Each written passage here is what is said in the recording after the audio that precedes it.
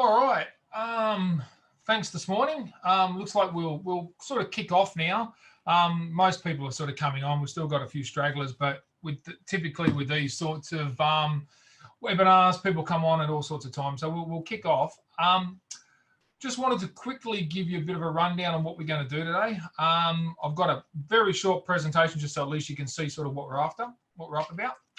So today we're doing cost-effective troubleshooting focused at remote university education networks. The reason we're doing sort of university education networks is over the last couple of years, we've had a lot of discussions with a number of unis with sort of remote site monitoring and the challenges that remote site monitoring presents for them, especially with schools, universities, TAFE colleges, with lots of distributed sites and distributed faculties and offices and again schools and things like that.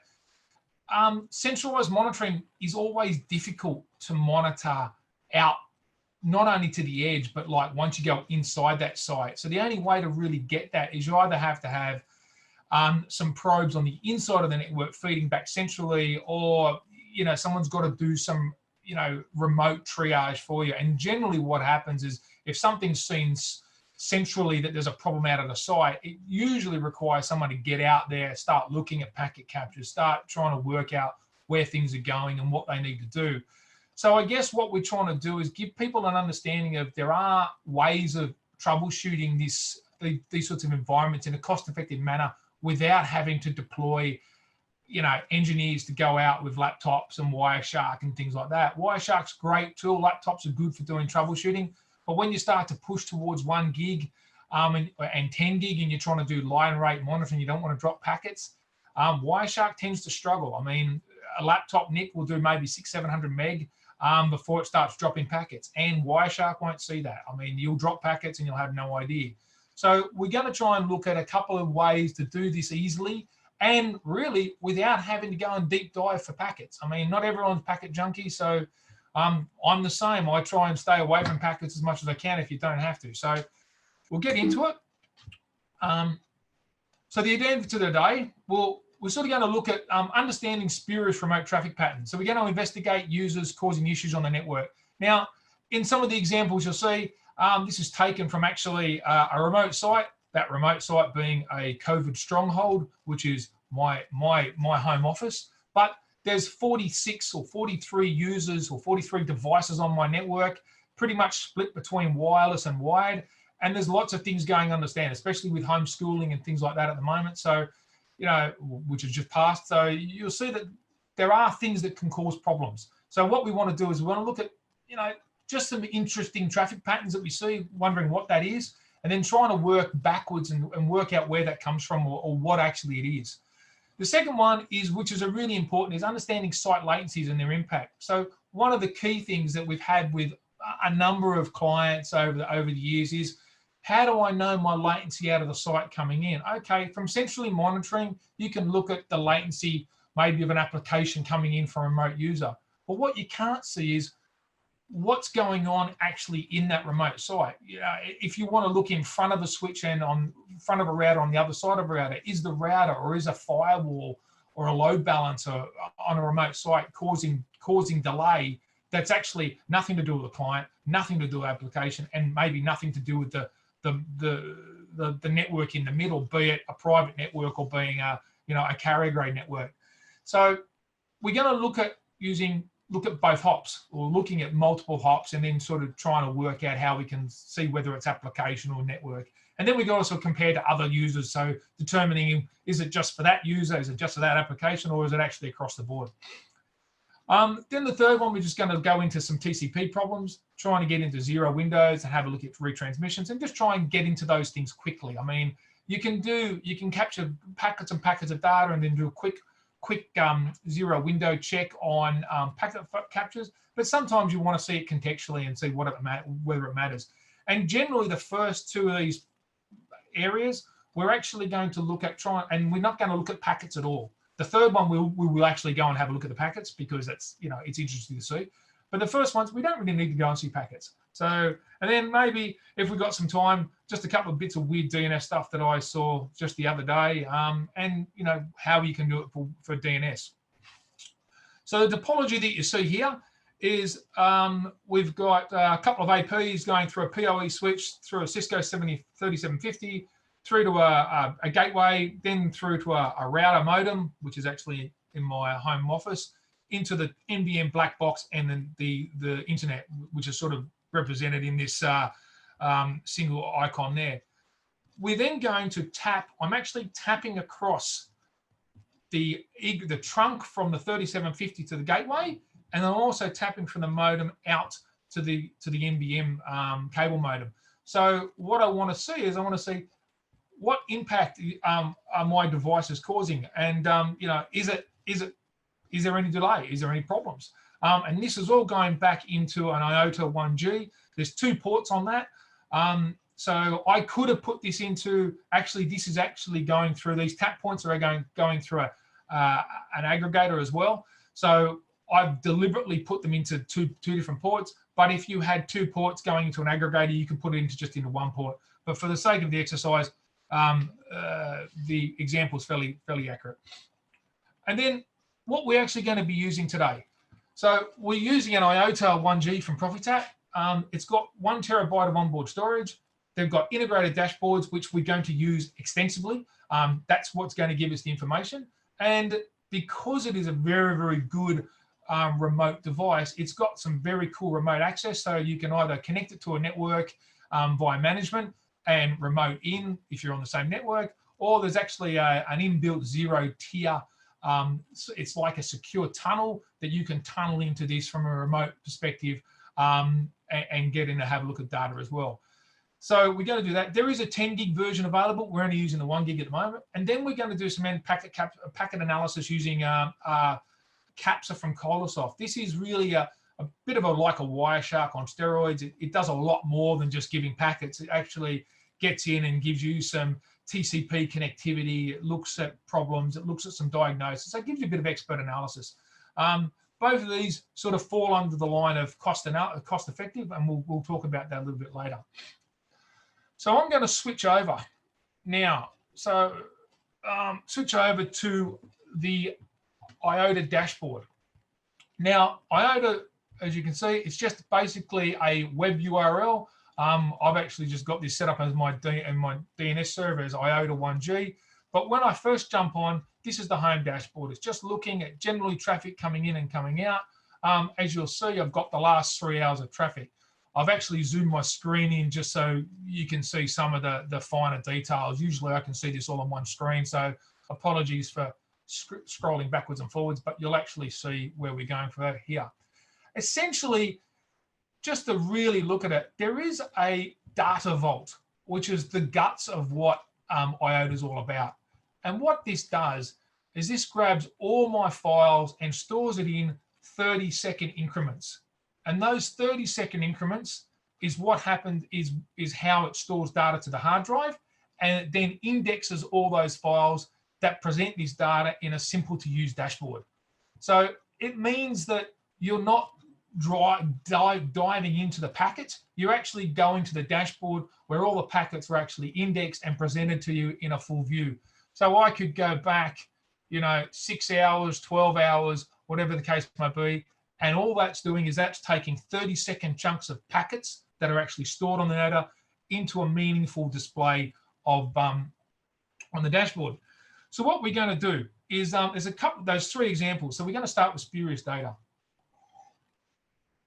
The other week, I was actually working late at night, and I had these regular spikes occurring on my dashboard just under here, where these spikes are here.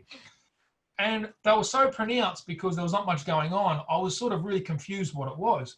So rather than going out and asking loads of people, I actually just sort of drilled in and thought what I was going to do.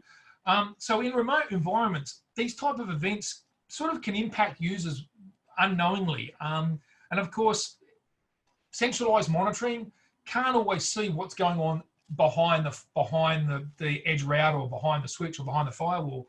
So how do you explain to a user that's maybe seeing problems, but they're not really got visibility into what's going on? So this is what I did to actually sort of discover what was going on with my traffic and whether it was actually important or not. So I will go back in time. As you can see, there are like lots of different times. You can go yesterday, day before yesterday, last 6 months, last 30 days. I'm actually going to use time ranges for this, mainly because I've actually got some data I saw. This example that I'm showing, I actually recreated it as well because it was actually interesting enough that I thought I'd do something around it. So I'm actually looking over just a half-hour period between 12 o'clock, 12:40 and 1:10 on the 26th. So as you can see, never mind this one, that was something else I was looking at. As you can see, we've got these regular spikes, and it was actually interesting to see. And this is probably not as pronounced as what it was before, but before they were like bang, bang, bang, and like literally nothing. And I thought, well, what are we looking at? So you can see there's like 235 meg of data here, 146.1 meg. There's 480 meg all up. So the old Wireshark ways was I capture all that, I download that, and then I sift through it. Now, 480 meg, okay, it's not as much as what we saw before when we were having a look at back 3 months. It's like, sorry, three hours, it was like 2 gig. So doing a 2 gig capture in Wireshark can be problematic. So the easy way is just go and have a look at one of those spikes. What's going on? So what I did is I drilled into this spike, right? So you can see we're now down to, from 480 meg, we're down to 9.4 meg. So instantly our triaging is a lot easier. And I can see that there's 2 IP addresses here. One's got 4.73, 1.465. Now, just to go back to our example, we were tapping in 2 spots. This is the external IP of my modem, and this is my internal IP. So we're actually seeing the same traffic twice. So this 9.423 meg is actually only half of that because we're actually capturing it twice.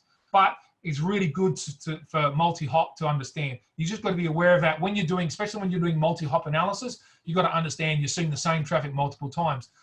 But the intelligence of IOTA is that when you download packet captures, it doesn't download the same packets. It actually won't show you a whole lot of duplicates, because if you went into Wireshark and tapped in these 2 spots, you'd see a SYN there, and then you'd see a SYN there, and then you'd see, an ACK, a get, and so you'd actually see all this traffic replayed or duplicated.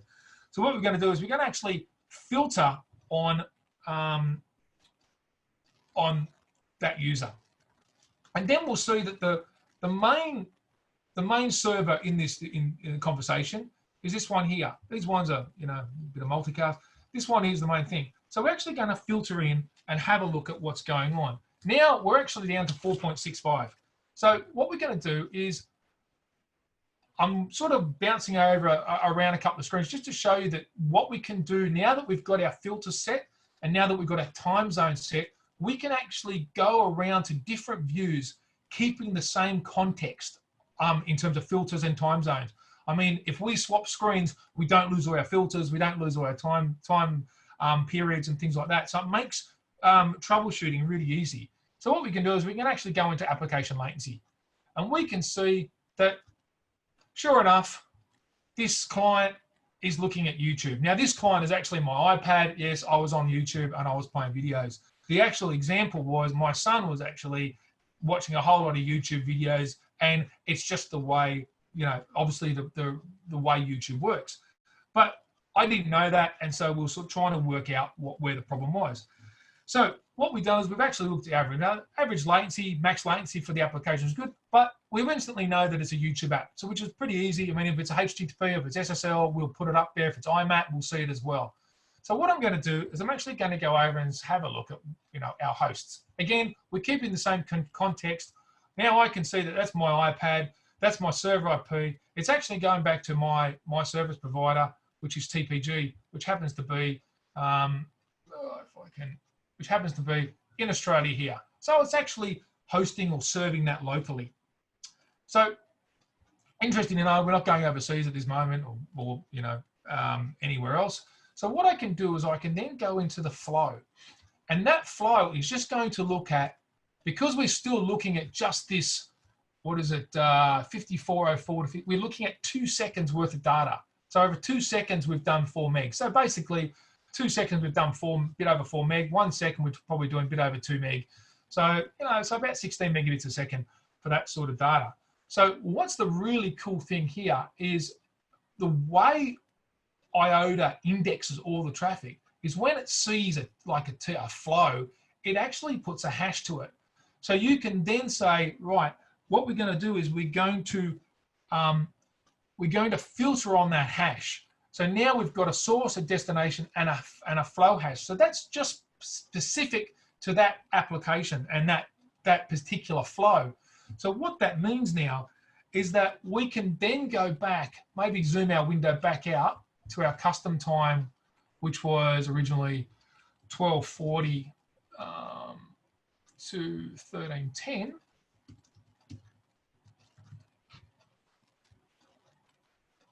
And you can see instantly now, and we can go back if we want, we can go back to the home dashboard if you just want to see the data there. So we've gone down now to what was 480 meg, down to 105 meg.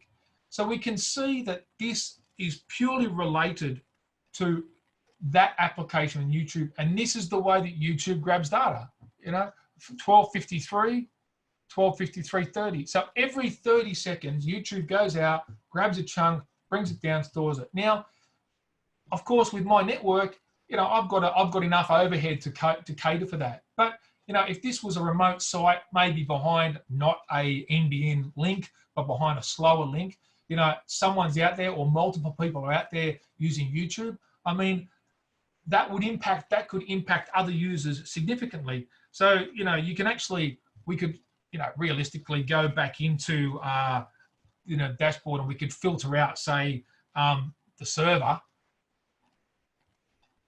and the flash. See, the beauty is, shows what the hash does. I've actually taken out the server, but because that hash is still linked to that server, it still keeps that context. So it shows you, regardless of what else is going on, I can zero down to that specific thing. And then if I then remove the filter, then I can see everything else that's going on. I can see that IP address at the same time as what's going on here, it's going off doing a whole lot of other things. Of course, I could sort of go into some other windows and sort of say, show me my performance, so you can see what's going on here. Or you could sort of just say, listen, show me some server latency and show me some other things that are going on. So obviously there's Netflix, there's Apple Store, there's Google, there's more YouTube. So, there's a lot of data there and there's a lot of application latency, but just zooming into that specific thing sort of gets you out of the weeds, but gets you into the correct application that we're looking for, or the problem that we're initially trying to understand. So which leads me to, I'll go back, I'll clear out all my filters. So I could have cleared filters this way, that does the same thing. That all instantly takes me back to my time range.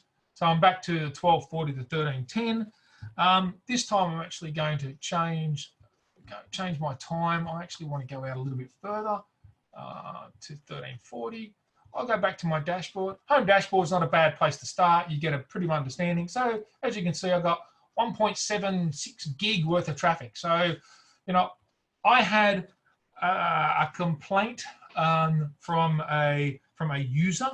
Let's just say a user was probably a younger person than what I was, about an Apple TV device. Now the Apple TV device is actually this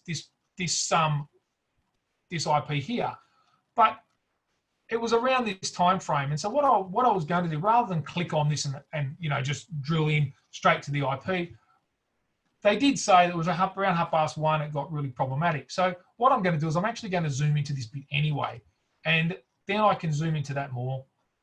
And then I can start to see, yep, 171 was obviously downloading a little bit of data at that sort of time.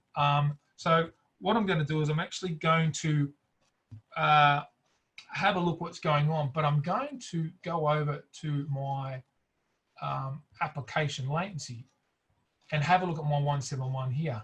And what I can see here is I'm now looking at that point in time from a couple of different perspectives. Yeah, I know what the IP address is. I know what the application was, and I sort of saw the spike of when it was, and I thought I'd check that out first. But what I want to do is I actually want to filter now just on that application. So I'm actually going to pick Apple TV.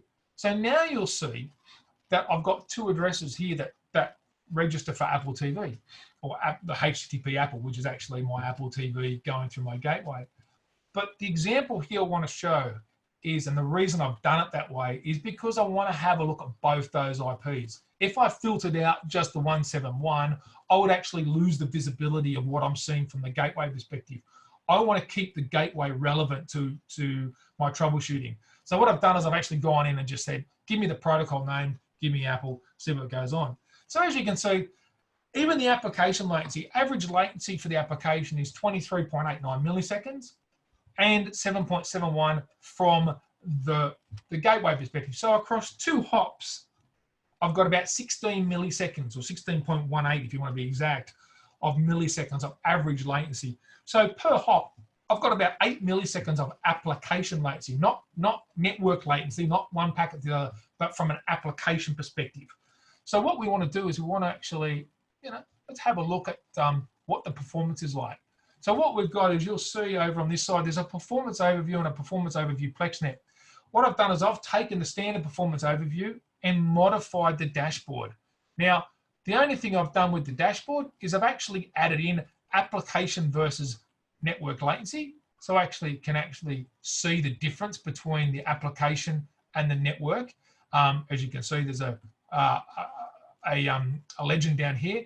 And I've added in a couple of other bits and pieces. I've added in 0 windows and things like that, because what I wanted to do is I wanted to have a screen that gave me everything in one snapshot. Now, it's very easy with this. You can go in and you click on the little down button and you can go view, edit, share, explore more. You can duplicate that window and then you can just change it. So on the fly, you can actually change your dashboard design and do it the way you want to do it, save it as your own dashboard, the way things like that. So if you've got things that you specifically want to look at, you can actually make your own dashboard. You could do DNS versus network latency, or DNS versus that, but I mean, whatever you wanted to do, it's really, really easy to do. So what we're going to do is we're going to go and have a look at the client IP. So now we can look at the network latency. So the IOTA is giving us a network latency of round trip time. So you can see that my client takes on average and on max, because it's only a chunk of data, 11.66 milliseconds for a round trip time. You can also see that the gateway does it in 11.6. So what we're looking at, and I don't know, if there was a webinar with ProfitTap a week or so ago, maybe a couple of weeks ago, where Mike Panucci actually used IOTA, but he went in and did this analysis using Wireshark. Now, I was looking at that and went, well, you can do it without using Wireshark. Now, I could take these packets and I could then go back and say, right, look at my gateway and now look at my IP address and see where the duplicate packet is, and then have a look at the timestamp difference. Yeah, you could do that.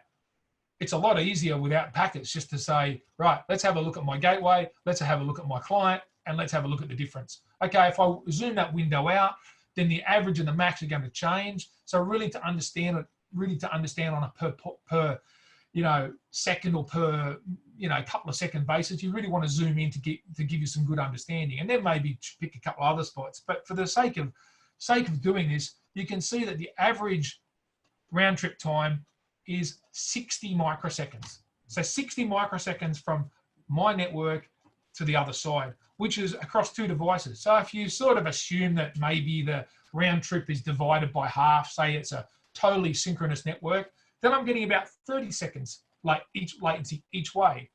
It's going across 2 hops. So I halve that again, assuming that one box is equal to the other. I'm looking at 15 microseconds per device. So I certainly don't have an issue at all with my network. So really easy. I don't have an issue with my network. I don't have an issue with my latency. So, it's very easy to see. And maybe what the problem was just, user perception. And the problem with a lot of these times is that, is it the network? Is it the application? So I've showed you how to look at the application. I've showed you how to look at the network. You can even see the application here as well. I've showed you the network, but a lot of the time it's the user's head. They think it's slow, or they're just, a bad device or something like that. And they just decide to blame other people. So what we can do is we can go back to the application latency.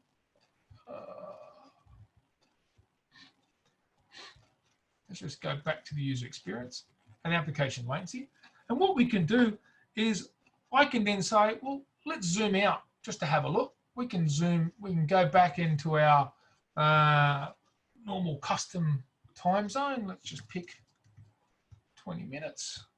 Say, yeah, 1340. Now suddenly, so what I've done is I've kept my protocol. I've kept my http.apple. So it's obviously going to the Apple servers. And as you can see, I'm now looking at everything. But what I want to do is I actually want to get rid of this one. This is a red herring. I mean, as you can see, I've got, that's my gateway address. 171 is my client, and these are other clients. But because this is duplicating traffic, I want to actually say, filter out that value. I don't want to see that with relation to everything else. So as you can see, the client that's experienced something has a max latency of 178 milliseconds. So yeah, there was a slowdown at some point in time because other users are seeing a very good response. Average latency has probably been popped up by the fact that the max latency here is 178. All the other ones are sitting around the average latency and max latency. So they're all pretty good. They're all pretty consistent. So I could say, you know, this is it's not as a dramatic effect as what we have seen out in the network, but this is a really easy way of saying, yeah, okay, it's something that this particular client is going to that is different from all the other clients. So what we want to do is the really easy way is you can do a couple of things, but I'm going to show it just for to show off things that you can find. Let's go to the hosts. So where are we going to? Yeah, we've got the host name. We've got a couple of different devices. We've got server host names here. We've got Apple, Akamai, and TPG. We knew that from previously, there's things going to TPG, there's things going to Akamai, and things going to Apple. So, you know, you could have some network latency with each of those. So what's a really easy way of doing is like, without going into these things, that's just to give you a site view version. We can go back into, we can go into server latency. So we can start to have a look at what servers are delivering that and what's their application latency. And as you can see, 17.11.103.100 is the main offender. Now, if you can remember, when you went back, that Apple TV was actually, that's max latency was 178.23, which is that server. Now, if you don't believe me, we can actually go in, we can say, let's have a look. I think it's in performance overview. We can actually have a look at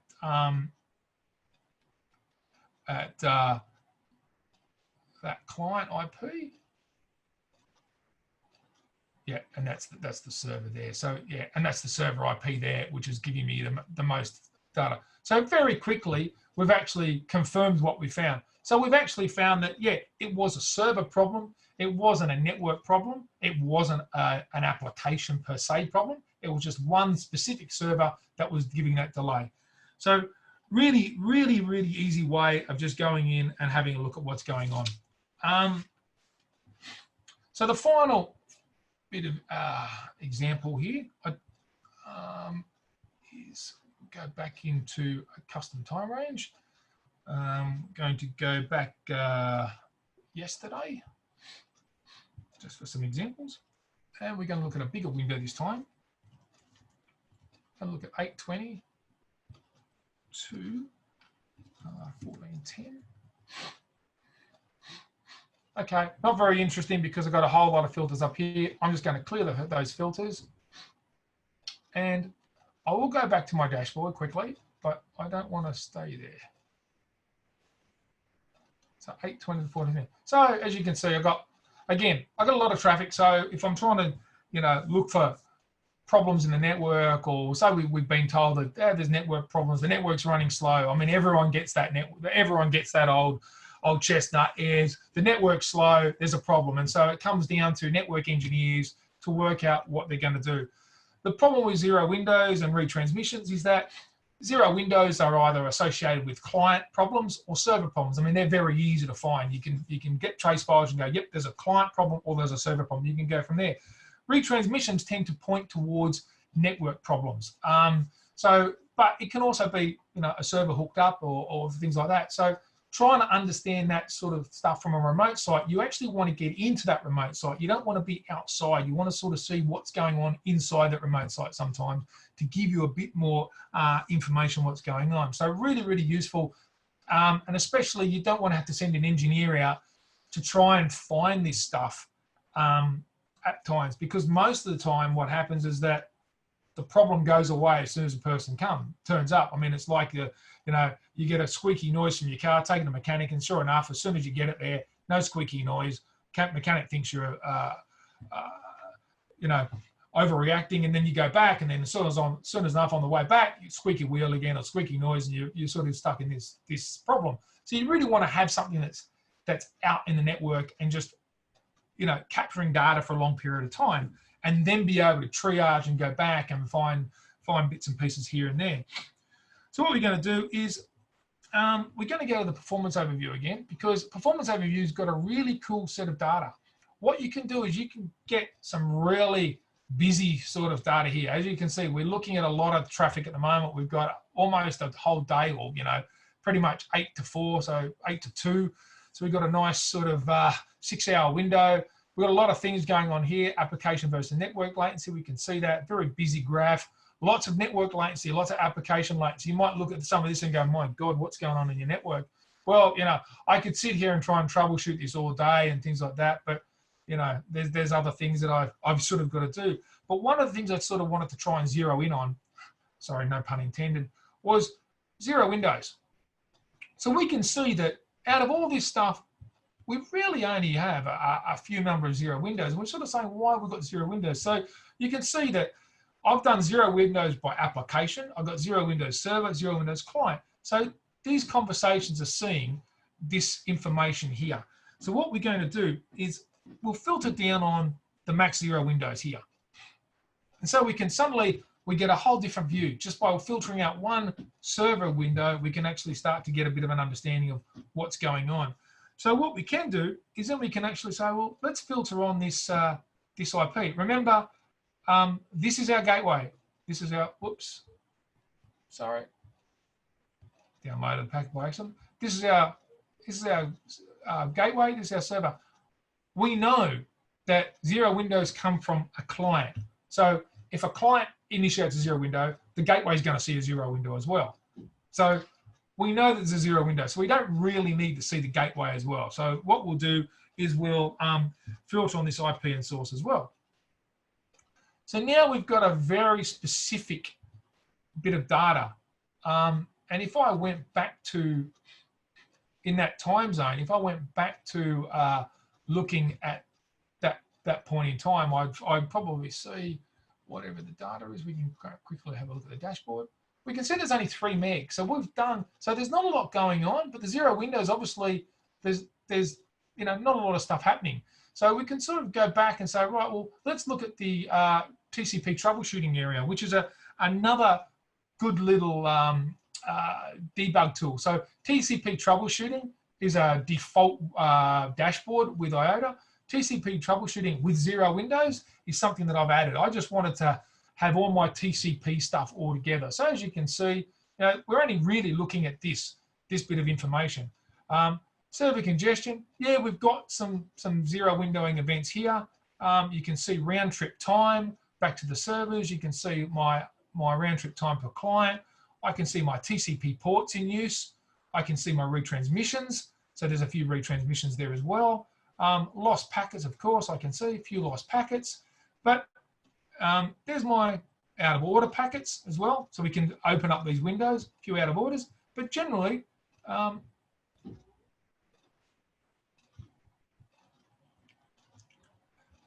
there's my zero windows. My zero window is, I've got 13 zero windows just in one spot. So what I could do is I could grab that. It's only 3 meg. So I can then hit download PCAP. So if I click download PCAP, the PCAP comes down. I've actually pre-done this so it makes it quick to open up. I've actually done this and I've pulled my PCAP into my capsa. So as I can see, zero windows. This one is the example here. Hopefully the screen's not too small. So I'm actually going to play this back.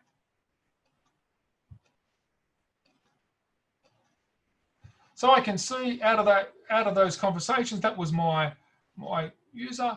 We can actually go into having a look at the summary. So there's our packets. We've got a number of TCP events, TCP total protocols. We've got some diagnosis. So my diagnosis, tell me there's some retransmissions. The 0 windows is actually picked up by a filter. This is really just showing retransmissions. So if I go into the packet matrix and I bring up, say, my TCP window size, I can now see that I had 13 0 windows. However, some might see, if you can see this easily, you can see that there's actually 48 0 windows.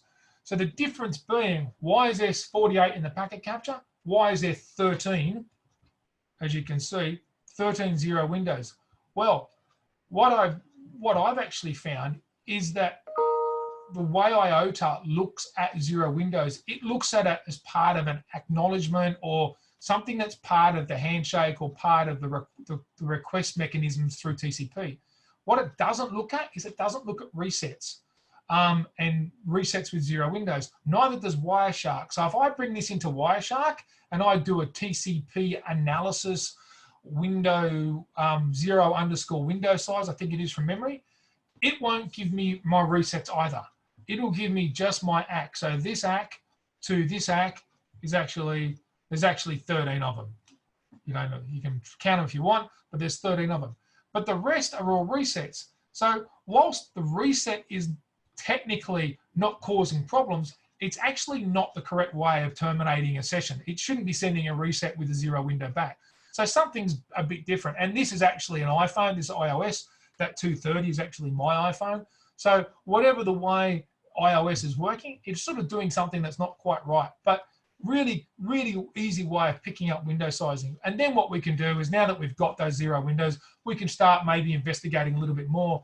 But we're only really starting to investigate in this area where, for argument's sake, you know, you've got packet number 778. And 778, if you want to go to, we can go to the TCP conversation. And we can actually look at the packets. So we can go down here, get rid of my retransmissions. Sorry. So we can then just scroll down here. Right, so in this flow here, this HTTP, we can then roll into there, and you can see within that side, that's where the 0 window, it appears in here somewhere, 778. But very easy to drill into it now. In Wireshark, you would actually have a whole lot of data, and then you'd have to follow the flow and things like that. Very easy to go in and then start to triage this way. So get you to the packets really quickly. And so now we've, instead of having 3,000 odd packets, we're now looking at, say, 2,415. So we're getting down smaller and smaller and helping the triage. But it really makes things a lot easier when we're using IOTA to do a lot of the pre-filtering. So what we're going to do is, lastly, we're going to go back to our performance overview, and we're going to get rid of our source. And this time we're just going to have a quick look at, you know, we saw back to this server IP, we saw, you know, retransmissions. So a really easy way we can do it is we can then go in and we can filter for the value. We can actually say, filter out the retransmissions for this one. And so then we can start to understand what's going on with the retransmissions. So, you know, very easy to go from one client, one server, and then filter on a retransmission scenario. So in this case, it's actually a different IP. Before, it was my iPhone, which was giving me 0 windows. So I wasn't actually getting, in that particular conversation, I actually wasn't getting 0 windows, but now I'm getting client retransmissions. So very easily, you can then go and have a look at that. We can go into, say, TCP troubleshooting with 0 windows, or troubleshooting with retransmissions. So then we can see, interesting enough, we get a retransmission at around 12 o'clock. Now, what I found is this IP is actually my wife's iPhone. Interestingly, you get a retransmission or packet loss, because it was packet loss as well, that you can get packet loss at the same time. So, you know, it might have been a wireless event. You know, she might have roamed from the front to the back, things like that, gone out of wireless range. So something could have happened there. But trying to drill in sometimes and find this information is really easy. So then I can just actually, again, I could download that packet, go back into my packet capture here, which I've already done, and I can then say, right, there's my retransmissions. Okay. I play that.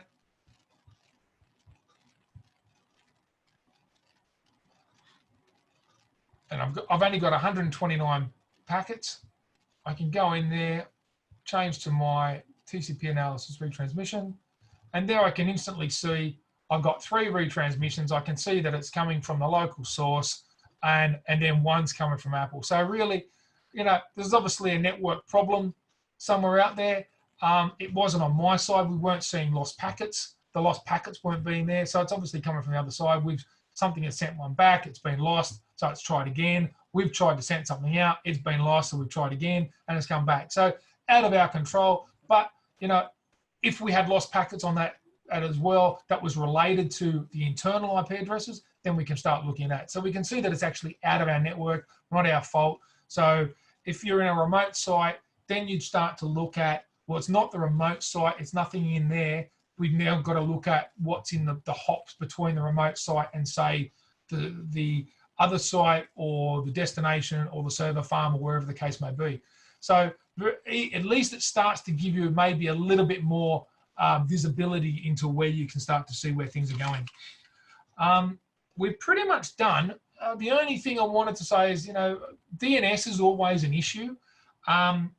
And sometimes you sort of find some weird things happening with DNS, and DNS can cause application problems as well. You know, if a DNS server is not responding, you go to www.plexnet.com.au and your DNS is problematic, then, you know, our website could be slow. I mean, at times our website is slow because, you know, we're going through a couple of things there. But, you know, DNS can really cause some dramas. So sometimes just understanding what's going on with DNS is quite interesting. So the other day I was looking, just when I was preparing for a few things here, I actually was looking at a window time frame around a couple of hour time frame. So I'll get rid of clear all my filters. And all I'm going to do is I'm going to bump straight into DNS. So this was the thing that interests me. I was doing like 249 megabytes of DNS traffic. And I thought, what the hell is going on with this? So I then do an overview and I can see all my requests. I can see all my DNS responses. I can see DNS surveys. There's also, because I actually run my own DNS server, I run a efficient IP DDI solution inside this my home office / lab. It's doing a lot of root lookups, but you know, you can very quickly go in and have a look at most queried. You can then zoom in again saying, what was 150 meg? Right, that's my DNS servers. Oh, we didn't maybe get as much data. Maybe I should zoom out a bit more.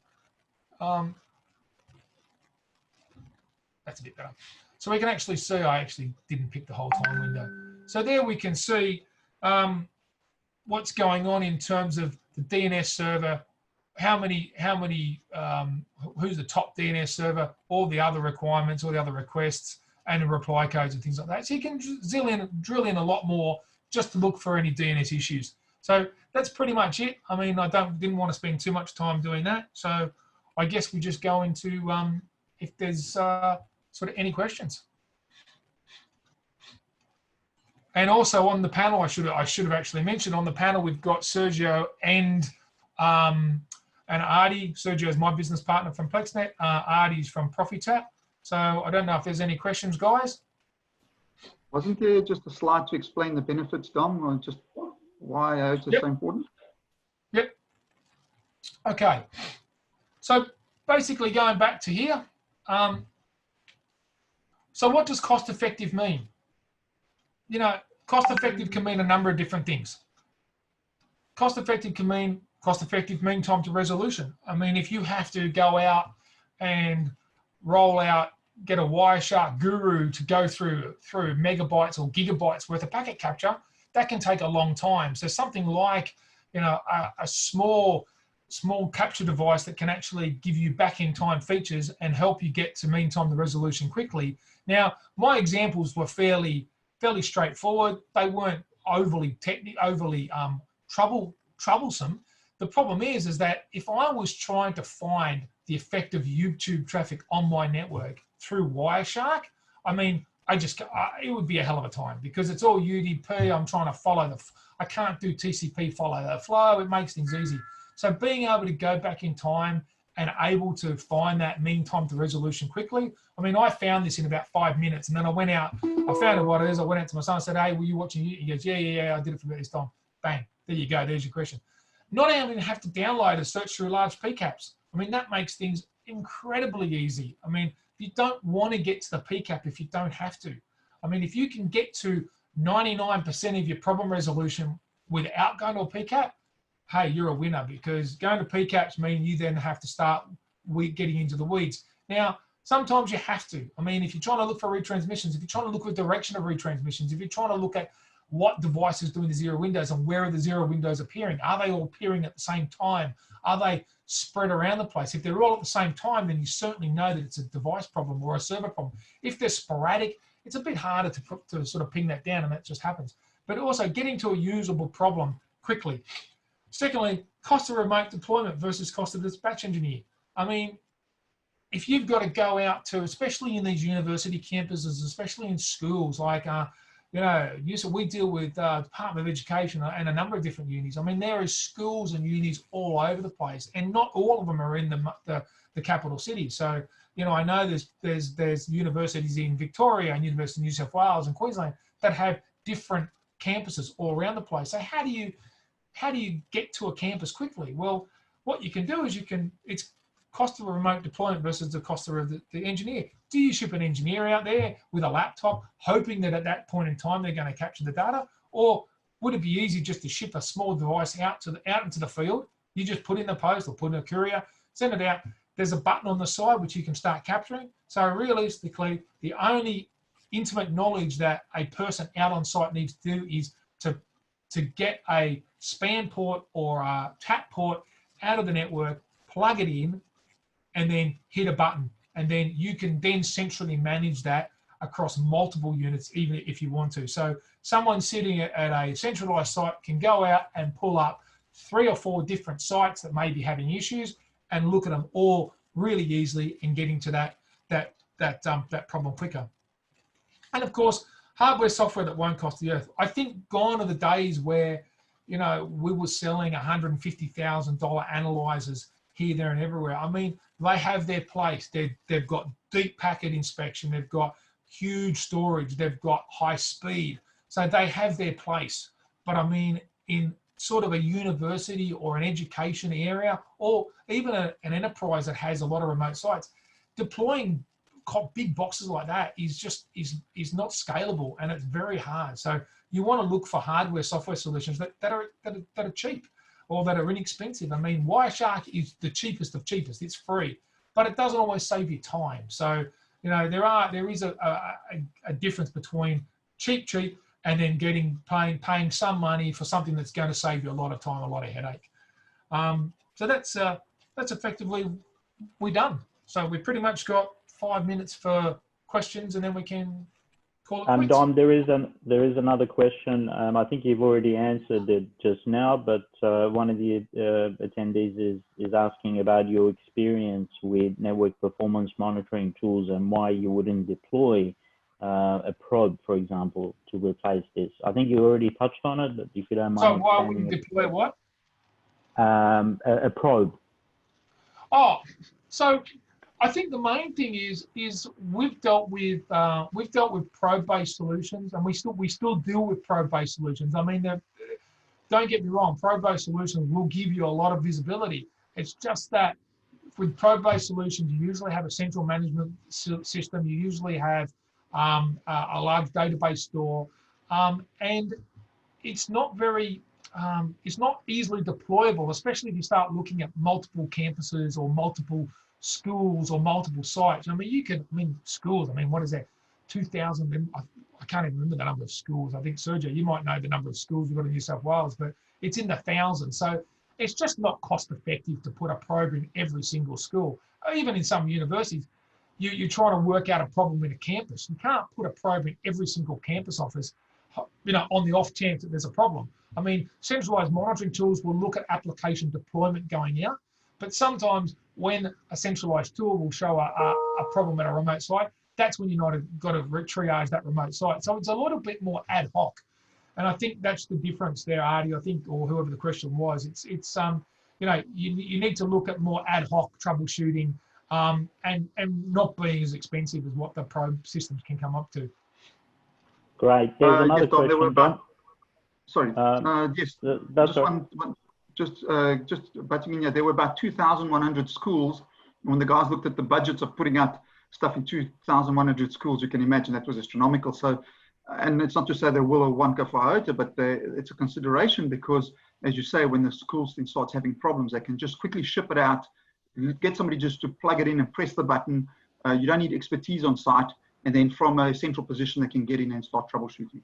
Yeah. So it's not that you don't need central management deployed probe solutions. It's that sometimes this becomes more cost effective from a troubleshooting perspective.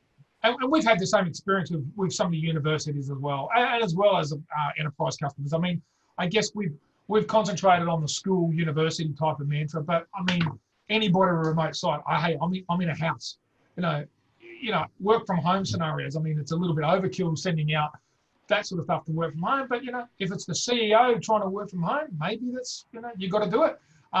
So to try and find it, but yeah, certainly that's easy.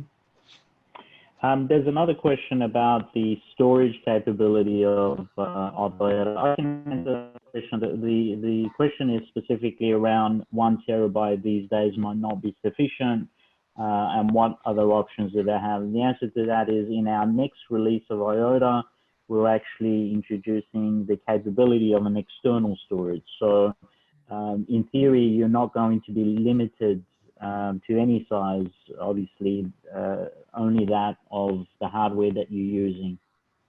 Yeah, the other thing too that you can do, knowing that, you can actually go into the capture machine, right? And you're just having a look there, right? I've got, enough disk space.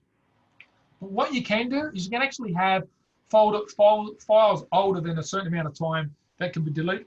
You can also do on the 10 gig unit, you can also do packet slicing. So as you've seen there, we've sort of said you can find a lot of problems just by metadata without going to the packets. So what you can do is you can typically packet slice out, and you can actually see what's going on there as well. You won't get the payload, but you will certainly get all the things in terms of network latency, application performance, things like that. So yeah, you can do that, but as you said, Artie, it's actually, or I think it's coming out like literally within a month or so, within this month or something, or this quarter. The ability to do remote storage, which is taking off the scenario from the ProfiShark. The ProfiShark was basically an iota without the hard drive that only wrote to a PC or to a storage device. Now iota will do both. So you'll be able to have the opportunity to do either 1 terabyte internal or an external NAS externally.